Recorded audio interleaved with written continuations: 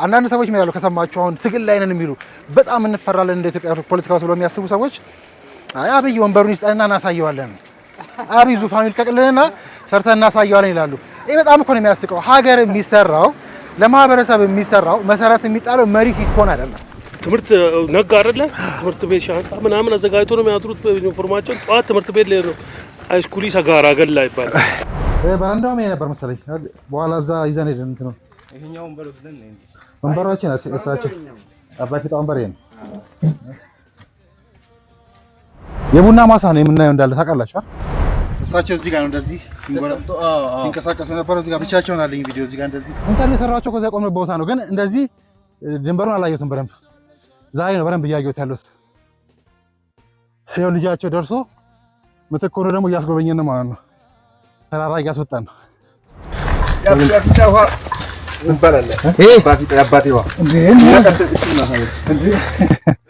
አባቴዋ ይሄ ሌላ ታሪክ ነው። ይሄ እኮ ምንም ነገር ታይከፈል ቤቱን ፍርሶ ለረሱ ብሎ ፍርሶ ይባል አፈረሱ አንድ ክፍያ ነው ሳይጠይቁ ከሚወደው በላይ እሱ የአብይ የመጀመሪያ ወንድማቸው ታላቅ አባፊጣ መጀመሪያ ልጅ ማለት ነው። ደህና ነው። ገና ስንት ዓመት ነው?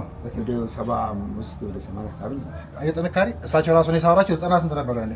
ስለዚህ በጣም ብዙ ለውጥ እንዳልከው ነው። ያኔ ሲመጣ እንደዚህ አልነበሩም። አሁን ሪናታል ይሄ ደግሞ ዴሊቨሪ ነው ማዋለተ እና ይሄ የምንራመድበት ሜዳ ይህ አውሮፓ አይደለም፣ ይህ አሜሪካ አይደለም፣ አዲስ አበባም አይደለም፣ ደቡብ አፍሪካ ግብጽም አይደለም፣ ኢትዮጵያ ነው። በሻሻ አሁን ከአዲስ አበባ መጣችሁ መንገድ ሲኖር ነው የመጣችሁ። እኔም እየቀረጥኩ ነው የመጣሁት። ያኔ አፈር አልነበር ስመጣ ነበር። አፈር ነው አሸዋ ነው አስከድም። ይሄ ልዩ ነው። ልዩ ፍልስፍና ስነ ልቦና ምን እንደገባቸው ከአካባቢው ከስንት ዓመት በኋላ መጫወተው ዛሬ